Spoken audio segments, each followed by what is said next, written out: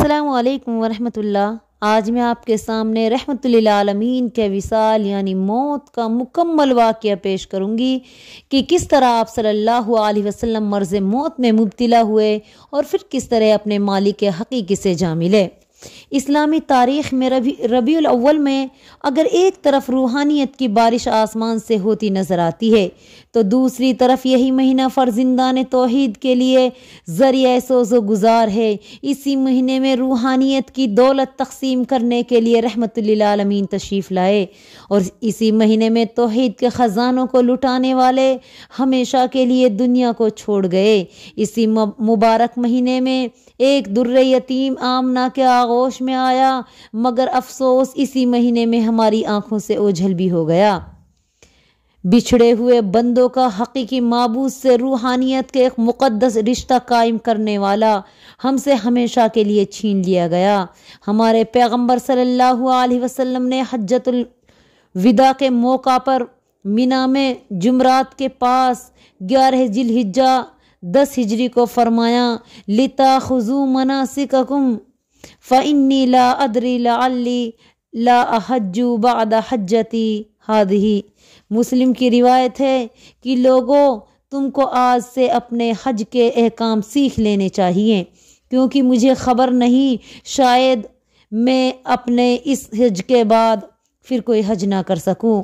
9 ذی الحجہ 10 ہجری کو عرفہ کے روز جمعہ کے دن رحمت للعالمین کے پاس حضرت روح الامین قرآن پاک کی یہ آیت لے کر نازل ہوئے، الیوم اکملت لکم دینکم واتممت علیکم نعمتی ورضیت لکم اسلام دینا۔ آج میں نے تمہارے لیے تمہارے دین کو مکمل کر دیا، تم پر اپنی نعمت پوری کر دی اور میں تمہارے لیے دین کے لحاظ سے اسلام سے راضی ہو گیا۔ اسی آیت سے معلوم ہو گیا تھا کہ تکمیل دین اور اتمام نعمت کے بعد آپ کا کام پورا ہو چکا ہے۔ غالباً اسی لیے آپ نے مینا میں ذی الحجہ کی 10 تاریخ کو فرمایا تھا شاید میں اس حج کے بعد کوئی دوسرا حج نہ کر سکوں۔ رحمت للعالمین کے وصال سے تقریباً 6 ماہ بیشتر سورۃ النصر نازل ہو چکی تھی، جس میں آپ کو تسبیح، تمحید اور استغفار کا حکم فرمایا گیا تھا۔ ارباب بصیرت نے اس صورت سے سمجھ لیا تھا کہ رحمت للعالمین ان قریب ان سے جدا ہونے والے ہیں۔ حضرت عمر رضی اللہ تعالی عنہ، حضرت ابو بکر رضی اللہ تعالی عنہ اور حضرت حسن رضی اللہ تعالی اور حضرت ابن عباس اور حضور پاک صلی اللہ علیہ وسلم خود سورہ نصر سے یہی مطلب سمجھ لیے تھے۔ ابن مسعود فرماتے ہیں ام المومنین حضرت عائشہ صدیقہ رضی اللہ عنہا کے مقام پر پہنچے جہاں حضور ملکن مرض موت میں مبتلا تھے۔ آپ نے ہماری طرف دیکھا اور فرمایا مرحبا، سلامت رہو اور خدا کی پناہ میں رہو، خدا تمہاری مدد فرمائے۔ میں تمہیں خدا سے ڈرتے رہنے کی وصیت کرتا ہوں۔ میں تمہیں بتاتا ہوں کہ میں خدا کی طرف سے تمہیں چوکن نہ کرنے والا ہوں۔ دیکھو خدا کے بندوں پر خدا کے شہروں میں زیادتی نہ کرنا، موت قریب آ گئی ہے۔ اب ہمارا خدا کی سدرۃ المنتہا کی اور جنت الفردوس کی طرف کوچ ہے۔ ہمارا اسلام ان لوگوں کو پہنچا دینا جو بعد میں آئیں۔ طبرانی میں ہے کہ رحمت للعالمین نے موت کے وقت حضرت جبریل علیہ السلام سے پوچھا کہ میرے بعد میری امت کو خبر کون لے کے آئے گا؟ خدا نے حضرت جبریل کو وحی کی کہ ہمارے حبیب سے کہہ دو ہم آپ کا سوال پورا کر دیں گے، آپ کی امت والے سب امتیوں سے پہلے اٹھائے جائیں گے، میدان محشر میں سب کے سردار ہوں گے اور سب سے پہلے جنت میں داخل ہوئیں گے۔ اور یہ خوشخبری سن کر آپ نے فرمایا اب میری آنکھیں ٹھنڈی ہو گئی۔ ام المومنین حضرت عائشہ صدیقہ رضی اللہ تعالی عنہ فرماتی ہیں کہ حضور پاک صلی اللہ علیہ وسلم کا وصال میری گود میں ہوا۔ وصال سے پہلے میرے بھائی عبد الرحمن مسواک کر رہے تھے۔ حضور صلی اللہ علیہ وسلم مسواک کو غور سے دیکھنے لگے۔ میں نے خیال کیا شاید آپ مسواک کرنا چاہتے ہیں۔ پوچھا کیا آپ کو مسواک دے دوں؟ شدت ذوف کی وجہ سے بولنے کی طاقت نہ تھی، آپ نے ہاں میں سر ہلا دیا۔ میں نے آپ کو مسواک دے دی، آپ نے اس کو منہ میں تو لیا مگر نرم نہ ہونے کی وجہ سے اس سے مسواک نہ کر سکے۔ میں نے آپ کی اجازت سے مسواک کو چبا کر نرم کر دیا۔ آپ کے سامنے پانی سے بھرا ایک برتن رکھا ہوا تھا، آپ بار بار اس میں اپنا دست مبارک ڈالتے تھے اور فرماتے تھے لا الہ الا اللہ، لا الہ الا اللہ۔ موت کی بڑی سختیاں ہیں۔ پھر یکایک آپ نے دعا کے لیے ہاتھ بلند کیے، آپ کی زبان پر الرفیق الاعلیٰ کی صدائیں جاری تھی۔ جب آپ کو کچھ افاقہ ہوتا تو نماز کی آواز دیتے اور بے ہوشی میں چلے جاتے، الرفیق الاعلیٰ الرفیق الاعلیٰ کہہ کے پکارتے، یہاں تک کہ آپ ہمیشہ کے لیے ہم سے جدا ہو گئے۔ آئیے میں آپ کو آپ کی جدائی کا مکمل واقعہ تفصیل کے ساتھ، جو کہ بخاری اور مسلم میں ہے، بیان کرتی ہوں کہ جب حضور پاک صلی اللہ علیہ وسلم کی روز بروز حالت بگڑتی گئی تو بہت سے انصار مسجد میں جمع ہوئے۔ حضور اکرم صلی اللہ علیہ وسلم کے پاس آپ کے چچا حضرت عباس تشریف لائے اور انصار کے شوق زیارت کو بیان فرمایا۔ پھر فضل رضی اللہ تعالیٰ عنہ نے آ کر انصار کو جمع ہونے کی بابت عرض کیا۔ پھر حضرت علی نے آ کر فرمایا حضور آپ کا واسطہ مسجد میں انصار جمع ہیں۔ آپ نے اپنے ہاتھ پھیلائے کہ اچھا مجھے لے چلو۔ آپ حضرت فضل اور حضرت علی کے کندھوں پر سہارا دے کر چلنے لگے۔ آپ کے پاؤں کمزوری کی وجہ سے گھسیٹتے تھے۔ حضرت عباس آگے آگے تھے اور حضور پاک صلی اللہ علیہ وسلم کے سر پر درد کی وجہ سے پٹی بندھی ہوئی تھی۔ آپ منبر کی نچلی والی سیڑھی پر بیٹھ گئے۔ فوراً ہی آپ کو شمع رسالت کے پروانوں نے چاروں طرف سے گھیر لیا۔ پہلے آپ نے خداوند قدوس کی تعریف فرمائی، پھر فرمایا مجھے معلوم ہوا ہے کہ تم لوگ میری موت سے ڈرتے ہو، گویا تم خیال کرتے ہو کہ مجھے موت نہ آئے گی۔ کیا میں نے تمہیں اپنی موت کی خبر نہیں دی تھی؟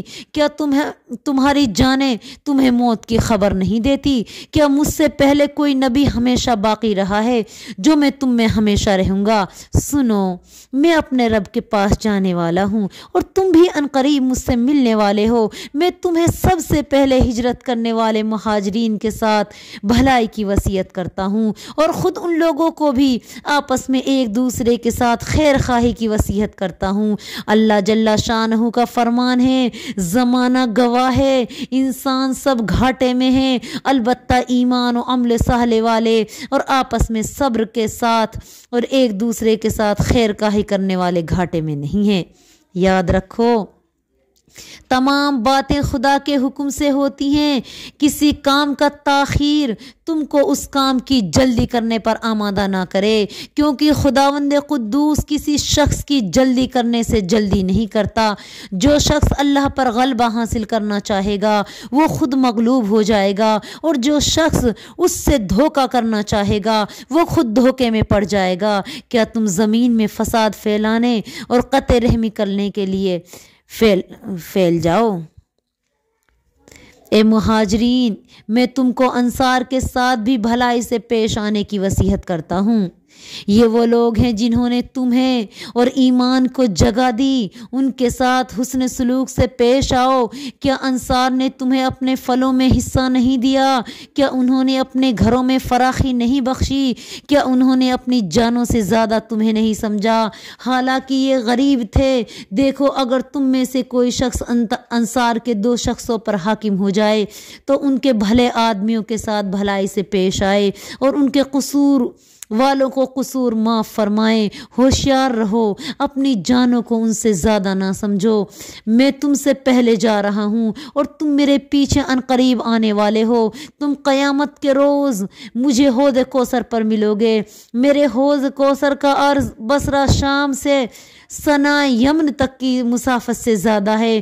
اس میں کوثر کا ایک پرنالہ گرتا ہے، اس کا پانی دودھ سے زیادہ سفید اور مکھن سے زیادہ نرم اور شہد سے زیادہ شیریں ہے۔ اگر کوئی ایک بار آب کوثر پی لے گا کبھی پیاسا نہ ہوگا۔ کوثر کی کنکریاں موتی ہیں، اس کی مٹی مشک ہے، اور دار قرار میں جو شخص اس پانی سے محروم رہا گویا وہ تمام سعادتوں سے محروم رہا۔ اگر تم چاہتے ہو کہ کوثر پر آ کر مجھ سے ملاقات کرو تو زبان اور ہاتھ بند کر لو، البتہ مناسب بات اور کام کی اجازت ہے۔ حضرت عباس رضی اللہ تعالیٰ عنہ نے عرض کیا، اے اللہ کے نبی صلی اللہ علیہ وسلم، کچھ قریش کے بارے میں بھی فرمائیے۔ آپ نے فرمایا، میں قریش کو اس امر یعنی خلافت کی وصیت کرتا ہوں، تمام لوگ قریش کے تابع ہو کر رہیں گے۔ قریشیوں، اس کی تعلیم عام کر دو، اور اے لوگو، یقین جانو گناہ نعمتوں کو بدل ڈالتے ہیں۔ حضرت صدیقہ رضی اللہ تعالیٰ عنہ فرماتی ہیں، وصال کے روز آپ خوش و خرم نظر آتے تھے، بیماری میں افاقہ محسوس ہوتا تھا۔ صحابہ کرام خوش تھے کہ اب رحمت للعالمین اچھے ہو جائیں گے۔ صبح کو تو آپ صلی اللہ علیہ وسلم کی طبیعت بہت ہی سہولیت پر تھی۔ صحابہ کرام اپنے اپنے گھروں کو چلے گئے اور اپنی اپنی ضرورتوں میں لگ گئے۔ آپ کے پاس صرف امہات المومنین رہ گئی۔ یکایک حضور صلی اللہ علیہ وسلم نے فرمایا، تم سب کمرے سے باہر جاؤ، میرے پاس کوئی فرشتہ آنے کی اجازت مانگ رہا ہے۔ حضرت صدیقہ رضی اللہ تعالی عنہ فرماتی ہیں، یہ سنتے ہی امہات المومنین نے حجرہ خالی کر دیا، فقط میں رہ گئی۔ حضور پاک صلی اللہ علیہ وسلم کا سر میری گود میں تھا۔ آپ اٹھ کر بیٹھ گئے، میں بھی حجرے کے ایک گوشے میں جا بیٹھی۔ آپ نے تھوڑی دیر فرشتے سے آہستہ آہستہ باتیں کی، پھر مجھے آواز دی، میں حاضر ہو گئی۔ پھر آپ نے اپنا سر میری گود میں رکھ لیا اور امہات المومنین کو حجرے میں آنے کی اجازت دے دی۔ میں نے عرض کیا، حضور، یہ حضرت جبریل کی سی تو آہٹ نہیں تھی۔ فرمایا، ٹھیک ہے، ملکن موت تھے۔ میرے پاس آ کر کہنے لگے، مجھے خدا نے آپ کے پاس بھیجا ہے اور حکم فرمایا ہے کہ میں آپ کے پاس آپ سے اجازت لے کر حاضر خدمت ہوں۔ مجھے حکم ملا ہے کہ میں آپ کی اجازت کے بغیر آپ کی روح قبض نہ کروں۔ آپ کی رائے کیا ہے؟ میں نے جواب دیا، ذرا ٹھہر جاؤ، حضرت جبریل کو آنے دو، ان کے آنے کا وقت ہو رہا ہے۔ حضرت صدیقہ رضی اللہ تعالی عنہ فرماتی ہیں، حضور صلی اللہ علیہ وسلم کی یہ باتیں سن کر میرا دل بھر آیا۔ ہم سب سہم گئے، سب خاموش اور چپ چاپ ہو گئے، سب کے ہوش اڑے ہوئے تھے مگر زبانوں پر مہر لگی ہوئی تھی۔ فرماتی ہیں، اتنے میں حضرت جبریل تشریف لے آئے، امہات المومنین حجرے سے باہر ہو گئی۔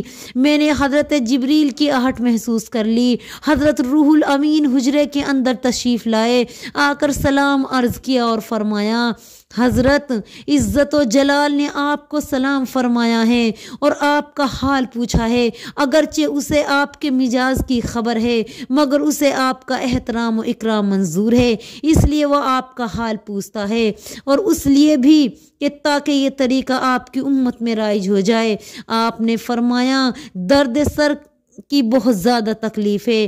حضرت جبریل نے فرمایا، مبارک ہو، اللہ جل شانہ نے آپ کو اپنی رحمتوں میں بلانے کا ارادہ فرما لیا ہے۔ حضور پاک صلی اللہ علیہ وسلم نے فرمایا، مجھے آپ سے پہلے ملکن موت نے آ کر خبر دی تھی۔ حضرت جبریل نے فرمایا، پیارے رسول، تمہارا پروردگار تمہارے دیدار کا مشتاق ہے۔ کیا تم کو ملکن موت نے نہیں بتایا کہ خدا کے جلال و جبروت کی قسم، ملکن موت نے نہ کبھی کسی سے اجازت لی اور نہ کبھی کسی سے اجازت لے گا، یہ فقط آپ ہی کی خاطر منظور ہوئی تھی کیونکہ آپ کا پروردگار آپ کا مشتاق ہے۔ آپ نے فرمایا، اچھا، انہیں آنے دو۔ پھر امہات المومنین اور عورتیں حجرے میں آ گئی۔ آپ نے فرمایا، فاطمہ ذرا میرے پاس ہو جاؤ۔ حضرت فاطمہ رضی اللہ عنہا جھک گئی۔ آپ صلی اللہ علیہ وسلم نے ان سے کچھ آہستہ سے کہا۔ حضرت فاطمہ نے روتے ہوئے سر اٹھایا۔ پھر آپ نے فرمایا، ایک بات اور سن لو۔ حضرت فاطمہ پھر جھک گئی۔ آپ نے ان سے کچھ آہستہ سے کہا۔ اب کہ فاطمہ رضی اللہ تعالی عنہا نے مسکراتے ہوئے سر اٹھایا مگر پھر بھی تاب گویا نہ تھی۔ پھر آپ نے حضرت حسن حسین کو بلا کر سینے سے لگایا۔ اتنے میں ملکن موت نے آکر اندر آنے کی اجازت مانگی۔ آپ نے اجازت دے دی۔ ملکن موت سلام کر کے اندر تشریف لے آئے اور اجازت مانگی۔ آپ نے فرمایا مجھے میرے پروردگار کے پاس پہنچا دو۔ ملکن موت نے عرض کیا آپ آج کے روز آپ کا رب آپ کا مشتاق ہے، آپ کے مہربان معبود کو اتنا تردد کبھی نہ ہوا جتنا آج کا دن ہے۔ مجھے آپ ہی سے اجازت لینے کا حکم ہوا تھا، ابھی ذرا دیر ہے۔ پھر ملکن موت چلے گئے۔ پھر حضرت جبریل تشریف لائے اور عرض کرنے لگے السلام علیکم اے اللہ کے نبی، وہی لے کر زمین پر اترنے کی یہ میری آخری گھڑی ہے۔ حضرت صدیقہ رضی اللہ تعالی عنہ فرماتی ہیں میں حضور کے پاس گئی، آپ کے سینے پر اپنا ہاتھ رکھ دیا، آپ بے ہوش ہو گئے۔ آپ کے جبین مقدس پر موتیوں کی طرح پسینے کے قطرے ٹپکنے لگے۔ میں نے کبھی کسی پیشانی پر ایسے قطرے نہیں دیکھے تھے۔ خوشبو کا یہ عالم تھا کہ سارا حجرہ مہک رہا تھا۔ جب آپ کو ہوش آتا میں عرض کرتی میری جان، میرے ماں باپ آپ پر قربان ہوں، یہ آپ کی پیشانی پر کیسا پسینہ ہے۔ آپ صلی اللہ علیہ وسلم فرماتے عائشہ مومن کی روح انہی قطروں کے ساتھ نکلتی ہے اور کافر کی روح گدھے کی طرح نکلتی ہے۔ یہ باتیں سن کر ہمارے ہوش اڑ گئے۔ ہم نے فوراً لوگوں کو خبر بھیجی۔ سب سے پہلے میرے بھائی آئے، وہ حضرت ابو بکر کو بلانے گئے، مگر سب کے آنے سے پہلے حضور صلی اللہ علیہ وسلم ہم کو داغ فراغت دے چکے تھے۔ کوئی بھی پاس نہ تھا، البتہ حضرت جبرائیل اور میکائیل موجود تھے۔ حالت سکرات میں جب آپ بے ہوش ہو جاتے تو رفیق الاعلیٰ فرماتے، اور جب ہوش آتا تو الصلاۃ الصلاۃ کی آواز دیتے۔ یہ انتہائی رنج و ملال کا دن تھا، کمال سوز و گزار کا دن، پیر کا دن تھا، چاشت کا وقت تھا۔ یہ ربیع الاول کی 13 تاریخ تھی کہ اس پہ کرے اطہر اور جسم منور نے اس ناپائیدار سے دار القرار کی طرف رحلت فرمائی۔ انا للہ و انا الیہ راجعون، انا للہ و انا الیہ راجعون، انا للہ و انا الیہ راجعون۔ یہ تھا ہمارے نبی کا وصال۔ اللہ پاک ہم تمام کی بھی موت کی سختیوں میں آسانی فرمائے، کیونکہ کل نفس ذائقۃ الموت، موت کا مزہ ہر کسی کو چکھنا ہے، موت ہر کسی کو آئے گی۔ مسلمانوں تیاری کر لو، راضی کر لو رب کو، یہی وقت ہے، ورنہ خالی ہاتھ ملتے ہوئے یہاں سے چلے جائیں گے۔ آمین۔ السلام علیکم ورحمۃ اللہ وبرکاتہ۔